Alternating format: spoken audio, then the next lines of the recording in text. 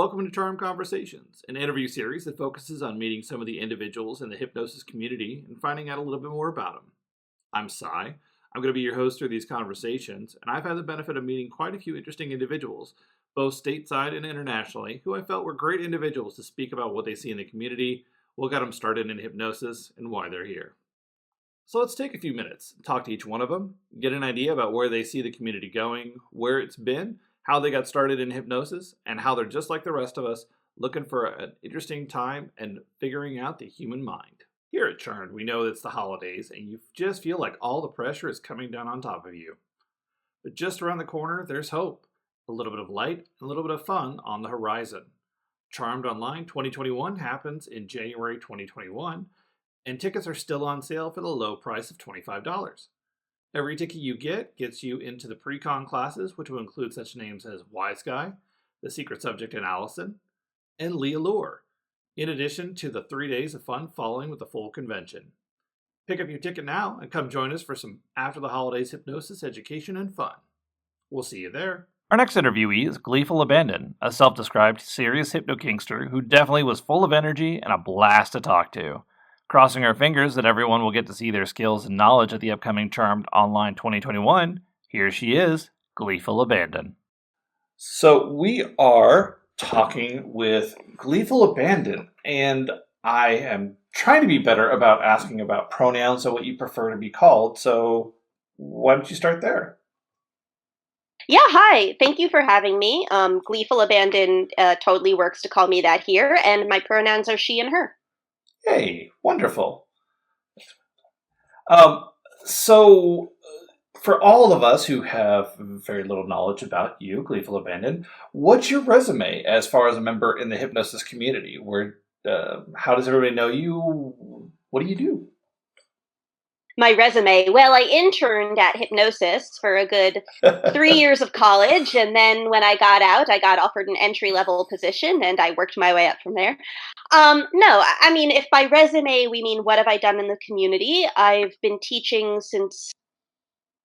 demo bottoming since 2013. I joined the scene in 2012. I started teaching on my own in earnest, I don't know, around 2015. I'm a writer. Actually, I mean, I don't mean that everyone writes porn in a dismissive way. I mean, lots of people enjoy writing porn. I write nonfiction. I've published about hypno kink. I wrote an essay called "What It's Like to Have a Hypnosis Fetish" that was published on Narratively. I was interviewed on Dan Savage's podcast about what it means to have a hypnosis kink. I'm also working on a book. I'm sure this will come up later, but I'm the latest person who's trying to write a book, and it's about the history of how hypnosis has been sexualized for hundreds of years. And I cannot tell you when it will be ready or how you can get it, but it's coming along, and I'm really, really excited for it. And I mean, other than that, I teach. I try to teach from the bottom's perspective. I demo bottom. I tweet nonsense, and I just make hypnosis and hypno kink and BDSM central to my life. And that is a list for sure. I think everybody will be looking forward to that book because I think that from a perspective of our side on the community, it's great because everybody else looking from the outside has really no idea. Our first person perspective is a unique one and helps so much. So that'll be awesome. Wow, 2012. That is that's some time. So that'll be. It's close to the beginning of the hypnosis scene, but the hypnosis scene as we perceive it today, in terms of there being like online conventions, had been going on for a couple of years at that time. A lot of people don't realize that. Like, once I spoke to someone who said, "Oh, Nihu has been going on since the 1970s or so, right?" And I said, "No, it started in 2010. It is less old than the iPhone, but it's wild to me that this time is so relative, and I feel like I've been in the scene for a long time, which I have, but also in the grand scheme of things, it's in its infancy." And it's a developing community, developing setup. To hear that conventions have come and gone already is always an interesting thing, and you wonder all the history about it. But yeah. So that answers how long you've been in the hypnosis community. Now, back in 2012, or maybe before, what got you into hypnosis in the first place? I have had a hypnosis fetish my entire life. Like, we're talking, I don't remember I don't remember a time in my life I did not feel this way about hypnosis. My earliest memory of having it, I was 4, watching a Disney movie, the stereotype. Um, I'm pretty sure that by the time I was about 4, based on sort of like evidence that I've found in my life, I was able to articulate this to myself, but it's all I've really ever wanted on some level my entire life. So really, like, the first 20 plus years was like just building up to being able to do this stuff for real for me. Wow. That's very interesting, and I'm sure everybody knows the stereotype, just chuckling a little bit there. However, that's awesome. I think that so many people like myself who were a little more repressed about it wish we knew that soon. Um, but it's great that you've Well, I acknowledged was it. terribly repressed about it. When I figured out what it meant, what the feelings meant when I was 14, and I was really distraught about it. I was really upset about it for years. Oh, So it was it was like my childhood was, what is this feeling? Why am I always thinking about this thing? And then my adolescence was knowing what it meant and thinking it was like the worst thing that could have happened to me. And then eventually I figured my shit out and I found my people, and it's been like better than I could have imagined ever since. okay, and that changes the narrative a little bit, but that's awesome.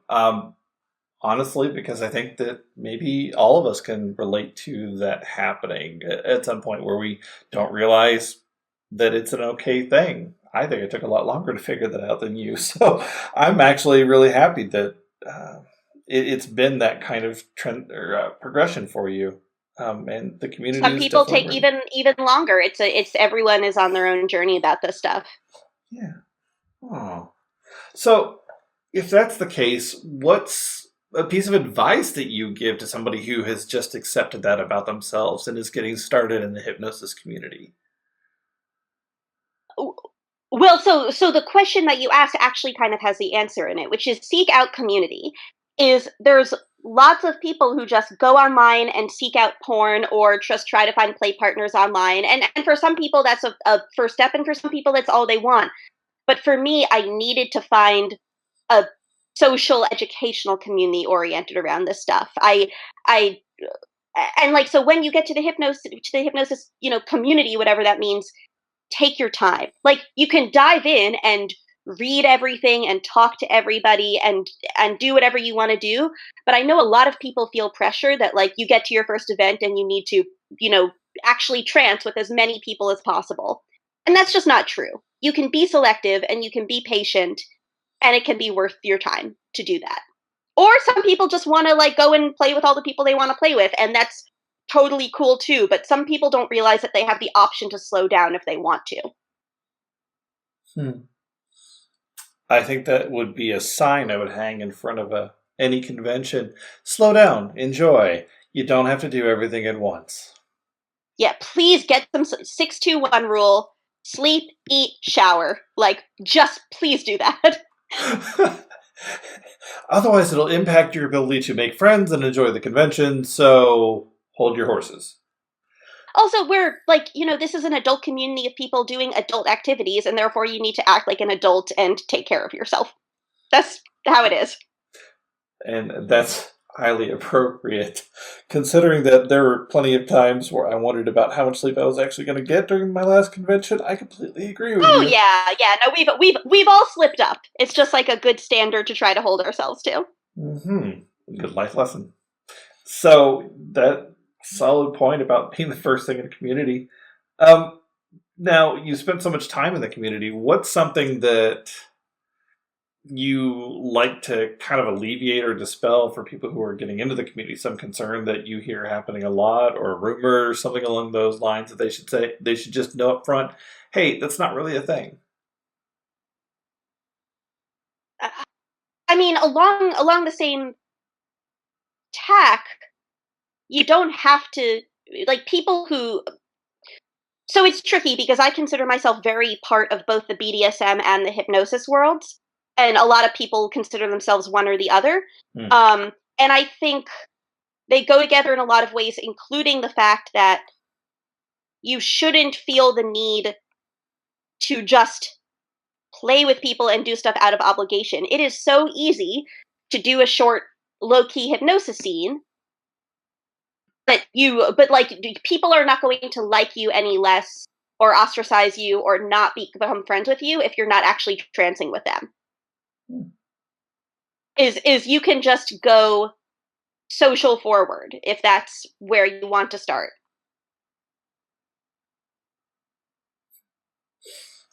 I think that's a solid point that BDSM and kink are so close, or sorry, not BDSM. Well, I guess BDSM and hypnosis are so closely aligned. It's you play with one. They are now, but yeah. if you asked 10 years ago, they would not be as closely aligned as we regard them now. This is sort of an evolution of the like modern in-person scene. So it isn't a given even now, but it was even less universally accepted even a few years ago. What do you feel maybe changed that? Just time and people cross-pollinating between the two communities? Yes. I mean, also, I think that, 10 years ago, you only had so many educators, and I think enough of them either picked up on or came from a BDSM framework that they spread that. I think they just naturally go together. I think it's more, like, I was interested in hypnosis before I was interested in BDSM, so I think it's more folks from the BDSM world are open to trying other kinks, and they see hypnosis as one of those kinks, and they come in with their own sort of notions of frameworks of socializing and education and consent. Whereas if you just are interested in hypnosis, you don't necessarily come in with a solid framework in the same way. I mean, there's the clinical hypnotic framework, which certainly people have come in with, and it is a sort of weird monster hybrid of a culture, for lack of a better word. Yeah. I really thought about it put that way. And my experience with BDSM and kink, I agree with you. I started off in BDSM and found out about hypnosis being a thing, which had always been a thing for me. But it was the gateway. Yeah. And I think that's... very common story, yeah. Who would have thought that there'd be that many BDSM communities around to introduce people to hypnosis? But I guess there is one in every city. Well, like I'm saying, 10 years ago, there were not. 10 years ago, actually, there were starting to be. 20 years ago, there were not. Leads to the question about if people are finally getting tired of all the taboo holding it back, or if people have just started to accept themselves more. It's all, I mean, the internet has just done so much to bring people out of their respective niches. Is that BDSM just has more room for niches in general. I mean, and BDSM is always evolving as a scene, as a community, as an ethos, whatever. I mean, in the, like, 40 years ago, shibari was just unheard of in Western BDSM communities, and now people think that, now when you talk about bondage, people think of rope first. Yeah. And that also is like a pretty modern take. I'm really looking forward to your book now, because it sounds like you've got a really good handle on the research on all of this. Thank you. I don't go into stuff about like rope, but I have a lot from, if you want to hear about like weird sex stuff from like the 18th and 19th centuries, that's kind of primarily where I'm at. But oh, okay. See, now there's stories that we can do, one episode a week, 15-minute discussion. That'd be fun. Probably not. Sure. Stop signing you up for things. So with BDSM and hypnosis and kink being so aligned, what's one of your favorite kinks to do with hypnosis, or just an aspect of hypnosis that you find to be your favorite? Right. I mean, hypnosis is sex to me. So it's tricky. It's sort of a tricky question to me, but I will say the reason hypnosis is sex for me is because, to me, what hypnosis represents, even if the reality is more complicated, is like undiluted power exchange. is the most power exchange you can do is mind control. That I didn't think I was interested in BDSM as a teenager because I thought, okay, they're making someone do X, Y, and Z, but they can still think whatever it is they want to think. And that's nothing compared to actually changing what one thinks. So for me, dominance and submission is inextricable from hypnosis, and that is what fuels like all of my hypnotic dynamics. Got it. And I think that's, that was always the draw for me as well with mind control, that there was, I think like you said, the power exchange aspect, being able to think, but what if that became your world or your line of thought? I never actually separated those two. So those two things being tied together, when you're talking about that being the whole of it, is there anything from a hypnosis perspective besides, I guess, the power exchange aspect that you find enticing, interesting, hypnotic amnesia, or like doll play, things along those lines? Or is it all just about the power exchange? Well, but to me, it's how does that stuff tie into power exchange? I mean, sure, okay. I could talk about individual sensations or phenomena that I'm better at or that are more appealing to me, but it's like, sure, like I fundamentally identify as a doll because of my hypnotic relationship. So that is so yes, like you could say I like doll play, but it is more that no. As much as hypnosis play is so a part of my identity, that facet of hypnosis play is a core part of who I am. Gotcha. I think I have actually lined my thought process now.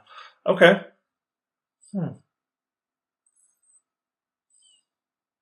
It's a difficult thing to follow up from my side, though. I just find it very interesting because from my perspective, most things are experiences and experiments to mess around with. So I'm almost not enticed, but absolutely fascinated by that. I mean, you're the interview. You can ask what you like. You're the interviewer. Yeah, but at the same time, I feel like it's very difficult to, when you're talking about that, to extricate those, or to even really figure out the best way to ask that, because I'm still so new at it. It's very difficult to, I guess, to formulate the right questions about that. So with that being part, no, I guess I was going to say if it's something to do with what kind of partners, but no, I'm actually a little lost on that one. What's the trouble here? What's up? No, I think that is probably the most unique answer I've heard out of anybody that I've interviewed so far. And what's interesting about it is that how that ties into everything. I mean, Leah Lower talks about how hypnotic amnesia is something that she absolutely loves. But when it comes down... She wrote the book? Absolutely. And we thank her for that. But when it comes down to it being part of your core, I guess, then maybe to help ask the question, what does that mean from... How did you grow that? How did you not reinforce it? I know that when we talk about like brainwashing or hypnotic amnesia, these are skills that sometimes are best to learn and then reinforce. But when it comes down to this power exchange dynamic, how is that something that you continue to evolve, I guess? Is it something that is just 100% your day starts with and ends with, or? No, I mean, it is... The great thing about BDSM and also about hypnosis is that it allows us to manifest, sounds like a douchey word, but it allows us to bring to life these stories that we tell ourselves and tell about our relationships. And for my owner, Mr. Dream, and I, the story that we have together is that this is who I am. And then it's a question of, okay, once you're living with that reality, how do you incorporate into the rest of your life? How do I go to work? How do I have relationships outside of that dynamic? How do I, take care of myself? And for us, a lot of maintaining it is making sure that I have healthy coping mechanisms to live as a person in this world so that at my core, I can continue to hold this identity and bring it out in full force when the time is right. And it's always something I've internalized even when I'm not thinking of it consciously, because that's what hypnosis does, is it helps us establish new patterns of thought, and it doesn't mean we're always thinking about them. It's a really effective tool for to enact long-term change. And this is sort of, for me, like the hottest ultimate long-term transformation that could happen for me. Thank you. That clarifies it perfectly for me. I understand exactly what you're talking about now. Yeah. Yeah, and in terms of quote unquote reinforcement, there's nothing so formal, because terms about framing in hypnotic relationships can be, or in relationships in general, can be a little bit complicated. But if you frame it as, we're going to sit down and we're going to reinforce this, it's like, well, okay, you got to make it hot. So it's like, you can say it's reinforcing, but you have to do it, not in a sort of like, you need to take your medicine and you need to have your daily dose of brainwashing, which, I mean, hey, actually putting it that way is hot to me, but it's this sort of thing that's like, constantly exploring and discovering and developing new things of what that means for us. And I'm always growing as a submissive and a hypnotic subject, and I'm always getting better. And so this isn't a static identity at all, even though it's a core one. Right. Okay. If that makes any sense. No, it does. And from my own personal perspective, I think the reason why it confused me is because right now I'm in a power exchange dynamic with somebody, and it's still something that I'm growing to understand and internalize, just like you highlighted and clarified so well.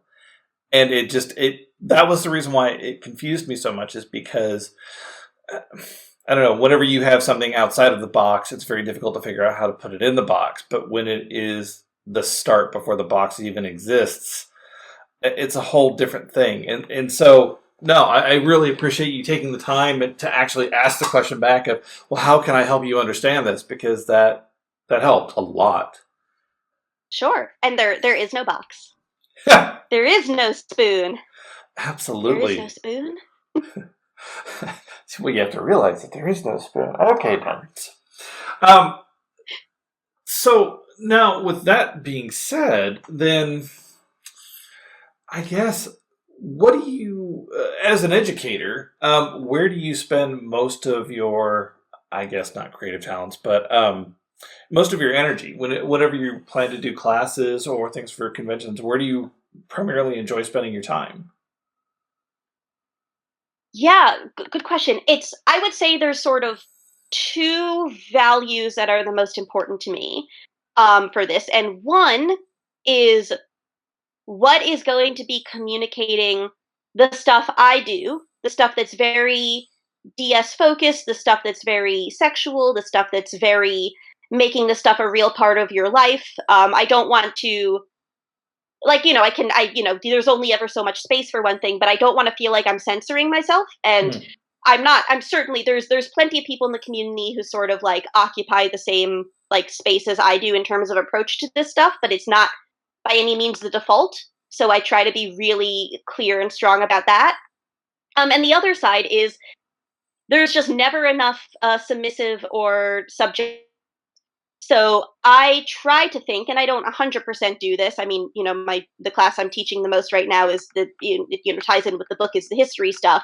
But I try to think, what is the value I have teaching as a submissive that people might not be seeing enough of? So those are the sort of two things that are the most important to me when I'm developing a class or educational material. And I think that's very interesting, because the first time I went to a convention, talking about the differences between the hypnotist and the subject, or the dominant and the submissive, how do you create classes for both? And sometimes, like, I identify as a hypno switch. I enjoy being on both sides of it, because I want to understand what it feels like, but also how to give it to somebody else. And I think that's probably got to be a very, not difficult perspective, but at least a very interesting dynamic to talk about the differences between those two. What have you had a class from recent past that you really found to be not entertaining, but that you found that like everybody really responded well to, just as an example for others? Sure. A class that I've taught that I feel like I sort of set out what I wanted to do of those sort of, two things that I want to bring to it.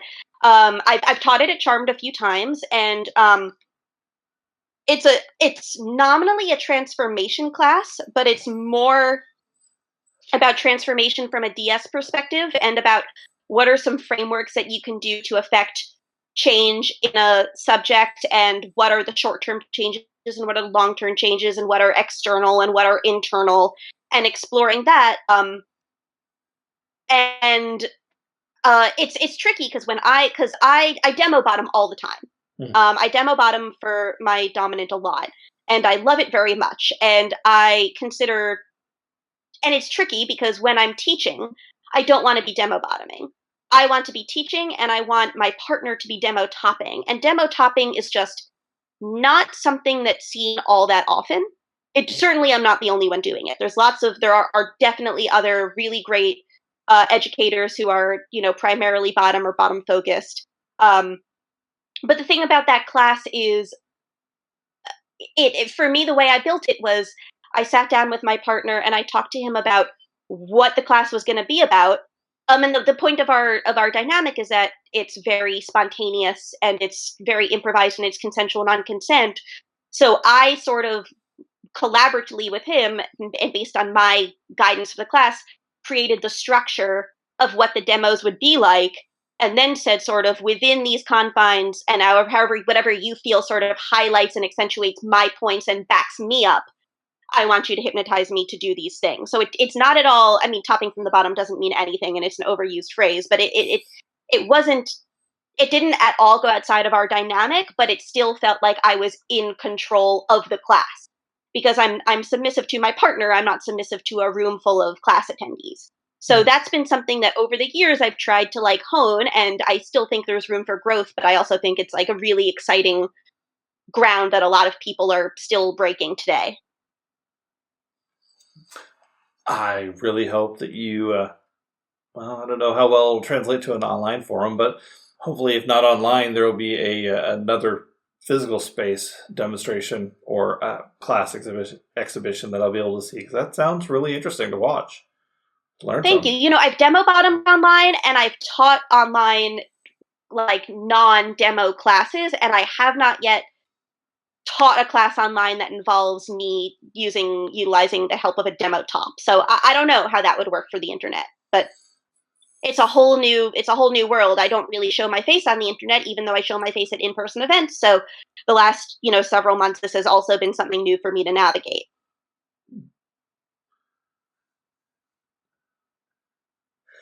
I always find that very interesting to talk with people just in general about taking that leap forward when it comes down to, I guess, putting yourself out there with conventions. It is absolutely kind of one of those unspoken rules about not outing people to others or to everybody else.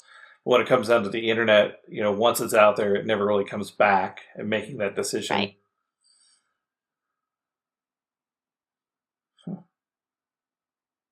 It's tough, and everyone has to navigate that for themselves, and everyone, like any other aspect of kink, anyone has their own risk profile and their own instinct and their own sense of navigating a situation. I will say there's, for people who are on the fence, there's pretty minimal risk in going off camera under a pseudonym and just like attending classes and not interacting with anyone as a baseline. It's like nothing's going to happen to you from that point, certainly. That's a good point to bring up. I think that it probably will calm a couple people who may be out there like, oh my God, how can I see all these people? Considering that, honestly, at the point of kink and hypnosis community, that you have an alternate name that becomes your secondary persona. I never thought I would have a second name, but at this point it's become such a natural part of me that it's like a light switch off and on, in some part that you really enjoy. Yeah, and let me tell you, when you get to know people by their scene name and their real name, it's like you have to keep track of like 5 different names. And then if their scene name is different than their like social media handle, like God help you. Oh yeah, that sounds like a contact nightmare. Yeah, I think I'll just stick with everybody's scene names, and yeah, in kink world, it's already difficult enough when you know somebody's name. It's like, I'm just going to call you by the one I use all the time. Just so much easier. So what's something that, or I guess not something, what do you feel is one of the biggest changes that you've seen happen in the community over the time you've been involved with it? You mentioned the internet being a big advent that, kind of bringing a little bit less of the taboo around. But like, what do you feel is one of the biggest changes that you've seen? Something that you hope continues? It's what I spoke about before. It's the synthesis of BDSM with the hypnosis scene. I think the hypno kink scene is the better for it. I like, and the thing is, people in the hypnosis scene hear BDSM, and depending where they're coming from, they get afraid, and they hear like, no, I don't want to do like whips and chains and hurting people. I just want to hypnotize people.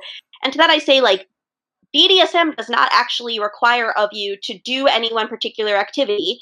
It's like, it's an ethos, it's a philosophy. I sound like a douchebag, but it's a framework for interacting with one another about unconventional sexual desires. That's all it is.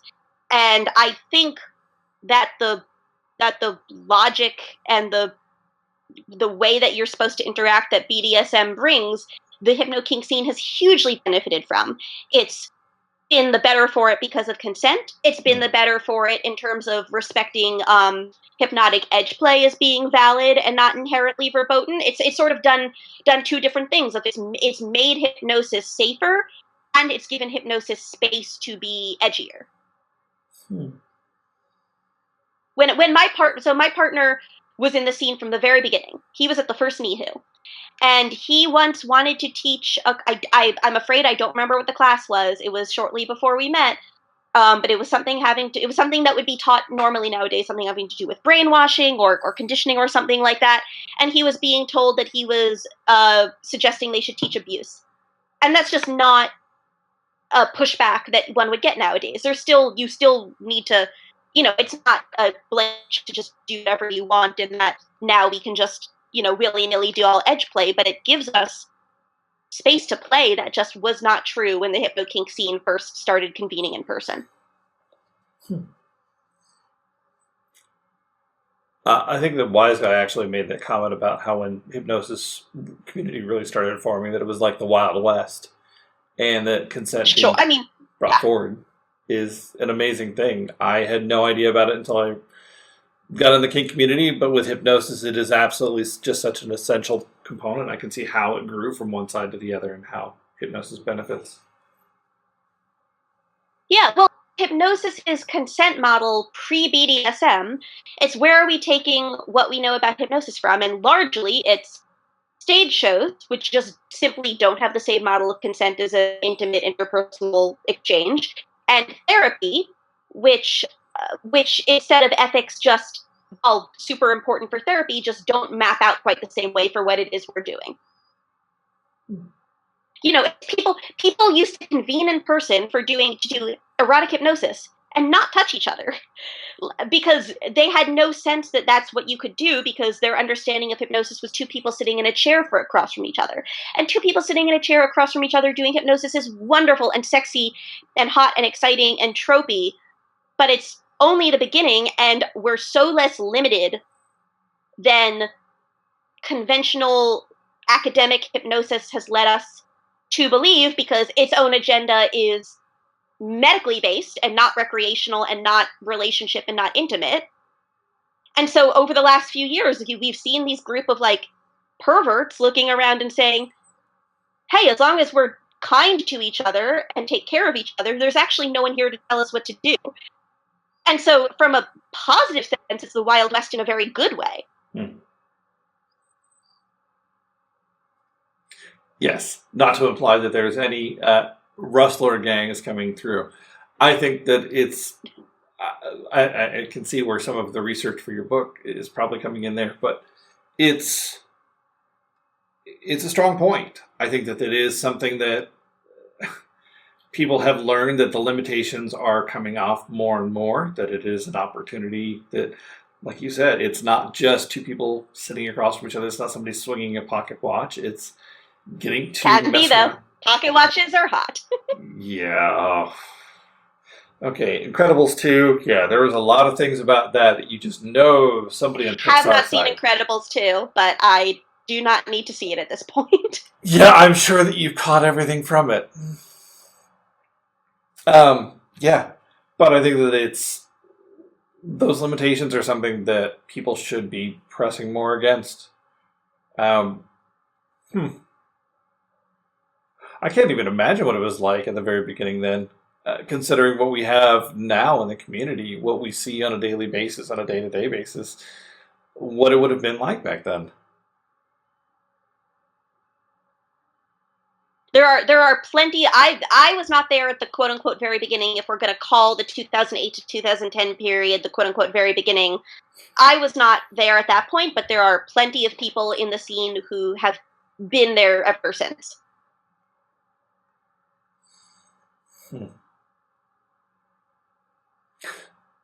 Those who have lived to tell the tale. Yeah, who've continued to enjoy the practice and seen its continued evolution as time goes on. I'm sure that there has to be so many people who are on the clinical side of things watching this development and just having their jaw drop going, wait, you can do that? Well, a lot of them are secretly get off on this. But that is a conversation for another day. But yeah, I am not privy to the professional hypnosis world at all. But I would have a hunch that we are a thorn in their side. Once you get involved, like they certainly know what we're up to. They can't be ignorant of it. True. And there are plenty of folks who are professionals by day who come and enjoy the erotic community in the evenings. And we welcome them with open arms. Sure.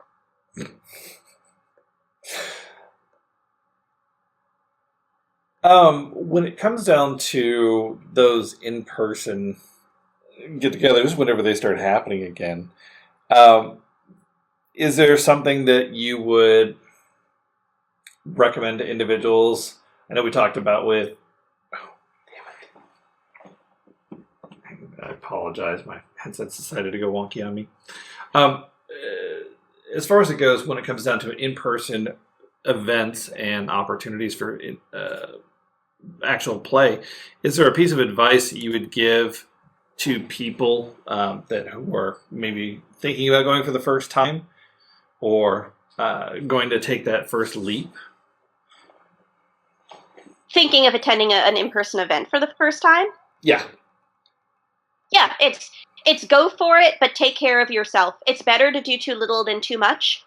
And better to think, oh man, I wish I had done more, and I can't wait for the next event and to get to know these people even better, than to be like, that was the most surreal, terrifying experience of my life, and I don't know if I can do this again. You've in fact fractionated for 3 days in a row, and you're like, wait, what actually happened over the course of this weekend? Yeah, slow down a little bit. Yeah. I mean, listen, you were saying that you know, before we started recording, that Last Charmed was your first event, and like, I don't know what kind of experience you had, and lots of people, their sort of initiation is just going in one weekend and going really hard. And if that's what you want to do, then just know you have options and that you can really choose your own adventure and fully experience a con in different ways. Are you going to every class you can get to? Are you going to no classes and only playing with people? Something in between? You know, are you going to take time in your hotel room to decompress in the middle of the day? Are you going to go out for dinner? Are you going to order dinner in? All of these little decisions are going to add up to a greater whole of a weekend, and, you know, establish an emotional support. Is there someone from your vanilla life who knows where you are, and can you text them and check in with them?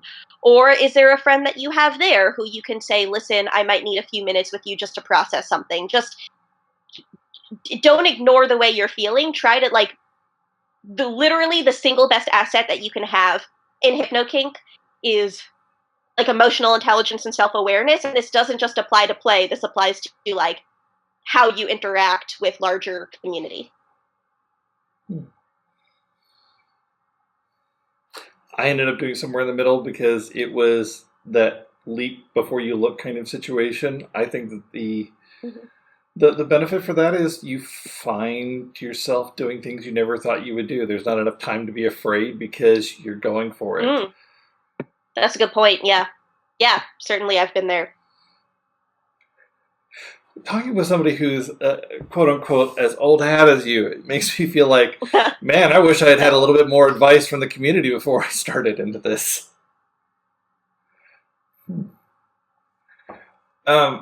So I'm going to guess you've been to more than a few conventions. Do you find do you find yourself spending a lot of time in classes, catching up with friends, just doing mainly play? So I tend to be like, what classes am I teaching? What classes are my partner teaching? And those are sort of the focus around how I build my experience. And then I look at the other classes and I say, what's interesting for me there? I really, I don't get to as much classes as I should, but also like I need to be able in a minute be like, I need a nap and just take a nap. But connecting with my friends and people that I've played with, like that's the most important thing to me. For me, that's more important than classes, even though I think the entire glue that holds all of this thing together is classes. And I think that when you're new, the most important thing you can do is get to classes. But it's like also I'm there and I want to be able to play with the people that I want to play with. I don't tend to pick up new play partners at events. I tend to only sort of orient around the people I play with and sort of be like, what's your schedule? And then I try not to dehydrate. And that's my con. Remember, folks, 621. It is a good rule. I've also heard it as 421, and I'm like, I guess. And then I've heard it as 821, and I'm like, no, now you're too ambitious. 8 hours of sleep at a con? Like, let's be reasonable here. Yeah, somebody did 521 before I interviewed you, and I was like, okay, that's a little short, but okay, I can deal with that. I mean, obviously, the numbers themselves are not what's important so much as holding yourself to committing to getting sleep and feeding yourself and cleaning yourself. Yes. And if you're an individual who has volunteered to be support for a convention, we still appreciate you grabbing a shower. We also understand sharing a room with 20 people. It makes it difficult. Oh boy, yeah. No, I couldn't do it. I couldn't do it. I have to have space. I'm not as young as I once was when I was volunteering at like disreputable steampunk conventions and like sleeping on my first kink convention. I met the person who has now been my owner for 8 years, and then I went back to the room I was sharing with people, and I curled up on a couch cushion that had been put on a floor, and I put a towel over me as a blanket, and I was like, this is the best. And oh my God, I could not do that today. I feel and hear you on that one. I have come to understand that there are some benefits, and there are also some necessary items for stuff along those lines. Sleeping on a couch cushion just does not sound like that good of a risk. No, well, I'm not saying this about Charmed, but many conventions, kinky and otherwise, are essentially exploitative of the like energies of like young, perhaps economically disenfranchised people who are like, oh, I get to go experience this thing. You can do whatever you want to me. That has at times been a pervasive problem in various like convention communities, kinky and otherwise. That just sounds horrible. But to a solid point, don't let yourself be abused. Remember, there are limits. You can say no. So when it comes down to like what you want to see happening for the future in the community, is it something that you want to see more of conventions growing, more communities growing, more people just accepting and enjoying hypnosis? What's something that you want to see happen with the community over the next 5 years, I guess, maybe, or less? Well, if we're talking 5 years, let's say, like, God willing, post-pandemic, because I have to frame it that way, because the last several months have been really great in the sense that people who did not have access to conventions, etc., now do. And the fact that this community started on the internet, then it sort of extended into real life. Now it's been pulled back into the internet, but there's like a new crop of people in the internet to interface with it. And many of those people cannot get to in-person events for a variety of really good reasons, be they ones of financial accessibility, physical accessibility, whatever their home situation. So I would like internet spaces to continue to grow and evolve, but if you are capable of doing so, please get to an in-person space. And there should be as many, like risk-aware, welcoming in-person communities as possible, because there is fundamentally a difference between making this stuff an important part of your life on the internet and that first time that you walk and you're sitting in a room of other people who are like you, or spending a weekend with these people, or getting to know these people in your day-to-day life, or sometimes in vanilla settings. It really is transformative, and I just would not be where I am without having had the opportunity to get to know people who are like me as friends and not as personas on the internet. And having a persona on the internet is great. I love having one. But having people who know my name, who know what I'm about, who, share maybe sexual energy with me or interests, it's the kind of thing that I didn't imagine was possible. And now that it's possible, I just can't imagine not wanting to take full advantage of that. So yeah, more in-person gatherings, the more the merrier. At some point, I will have to get over the FOMO that I can't get over every convention. That was already true, starting to be true by the time everything shut down. But like FOMO is something I can live with if it means that more people are getting to interact with this in, a real physical space. I did Charmed, and then found out that Nihu was coming up like 2 months after, and I was trying to figure out how do you do all of them, and realized that you can't. Know your limits. You used to, and I don't know if there's still anyone who. No one goes to all of them. A couple people have come pretty close, but no, it used to be you could do like the circuit, and that's just not true anymore. And that can be a hard thing if it used to be that I was at every event, but it's a good thing to move on from. Yeah. I'm not going to Europe to go to a hypnosis convention. They should absolutely, pick that up. There was discussion from Secret Subject about setting up a Aussie con, or a New Zealand con down there. So, eventually it'll be a little bit more of a worldwide franchise thing. But back to your point about the connection, that was where I really started to understand myself a lot more. And I can fully appreciate what you're saying. I haven't hit that point when it comes down to the hypnosis world yet, really. But when it comes to kink and BDSM, that's something that has connected. And I can't now imagine a world without that feeling anymore. It's an amazing feeling. Yeah. Also means that it's been a really, really hard several months for those of us who made it a priority to make this stuff a part of our real lives, and that now we've sort of been like forced to take a step back with the internet. And it's hard because I'm so grateful for people who've been able to discover this stuff for the first time.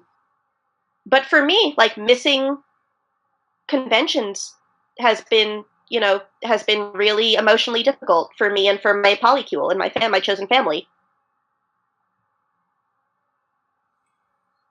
Yeah, I think that it derailed everybody's thoughts, but I can't imagine. I'm sure that when it comes down to friend circles, the ability to see those individuals at the not preset times, being able to see them in physical space despite the distance at those central locations has got to be a great thing. I look forward to seeing a physical space again where I get to meet some of the same individuals I met this year at Charmed. Yeah. do you feel that I mean, with the internet, everybody's trying their best to adapt to it, but do you feel that the internet can really not replace it, but at least sustain and supplement everybody until the time that, the pandemic is over? Or do you feel like right now that there's still something missing? I mean, yes to all your questions. I mean, the internet is really useful, and it's, for some people, it's more than they've ever gotten. For some of us, it's less, and it's a compromise.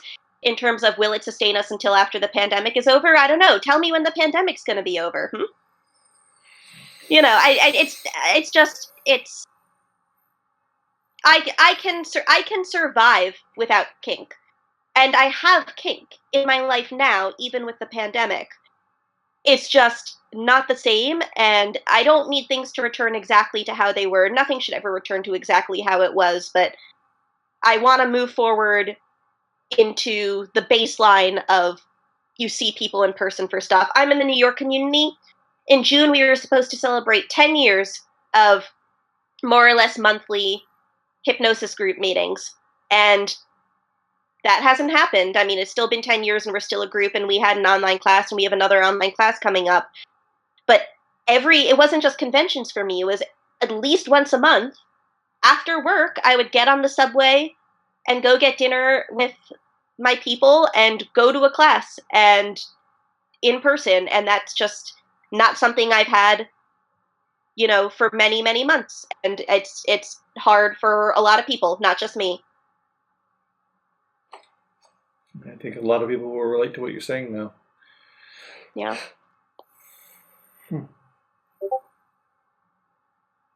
So I've kind of run out of the generalized questions that I've got. So let's talk about, you said you were going to cover a little bit more about your book, maybe. What you say, you don't know when it's going to come out, but what's the do you have a rough title? Do you have a rough book jacket that you've put together yet for it? I have an elevator pitch. We'll say that. As of this recording, I have submitted to teach this class at Charmed. I taught it for the first time, actually, last Charmed, and I've taught it a few times since online, if I have that right. In any case, I teach a class that is basically a very rough summary of the book, which right now I'm calling The History of Hypnosis and Sex. And so it's tricky because how do you define hypnosis? No one can actually tell you. But so far as our sort of Western model, like medical model of hypnosis, dates to the late 18th century. Franz Mesmer. Mesmerism is from Mesmer. A lot of people don't realize Mesmer was a dude. There is a biopic starring Alan Rickman. It's very bad. He's very good. But almost immediately, folks turned around and said, this seems sexual to me and it's making me uncomfortable. And for the next 200 years, we would go through these cycles of people exploring and developing hypnosis and saying, no, this is a thing that can help people, that we can use for all of these cool purposes. And someone either saying, no, this seems sexual and I don't like it, or someone saying, this seems sexual and I kind of like it. And we have a lot of really concrete historical examples. I mean, the earliest written hypnosis porn that I have found is from the late 19th century. The earliest hypno porn film that I have found is from the 1930s. The stuff was nowhere near as ubiquitous as we have it now on the internet, where everybody just can celebrate and find whatever niche they have. But just the history of hypnosis is inexorably tied with people sexualizing it and often panicking about it. And also hypnosis traditionally, and this is heteronormative nonsense, but it has a very stereotypical gender dynamic. It began with the understanding that it was always a male hypnotist and usually a female subject. So then it tied into these aspects of gender and power. Over the years, you would see it play out in intersections of class. You would see all, I have all sorts of weird stories. The earliest example I found of someone having a long distance hypnotic relationship, I shit you not, Charles Dickens. I don't know that he was the first person to do it. Basically, he was having what we might call today, a quote-unquote, emotional affair with a friend. They were both married to other people. And he was mesmerizing, they didn't call it hypnosis at the time, he was mesmerizing her a great deal. And at a certain point, they had to separate and he had to travel. So he said, okay, well, we'll keep up our correspondence via mail. And every day at the same time, let's sit down and you think about me mesmerizing you and I'll think about mesmerizing you and I'll trance you that way. And they did that for a little while, and apparently, like, it worked just as effectively. So people who think they have it tough with long-distance hypnotic relationships today, I mean, try talking to Charles Dickens, who, was a terrible person. He was a shitty husband. He was a bad, like, at interpersonal relationships, but apparently a decent enough mesmerist that he could really keep that going across a continent. Anyway, I don't know if that's the elevator pitch for my book, but that is a series of interesting things that are in the book and in the classes that I teach about it that I'm really just excited to be able to share more and more with people. I think you've got some great hooks in there. Honestly, I think the Charles Dickens story had me hooked even before, but now that's got to be some really interesting history. Now I want to know all of it, so you got me. I didn't even bring up Mary Shelley. You got to go to my class if you want to hear about Mary Shelley. Thankfully, I have that opportunity, so I look forward to seeing that. All right. Well, thank you for taking the time to talk. Before we go, is there anything, last words you want to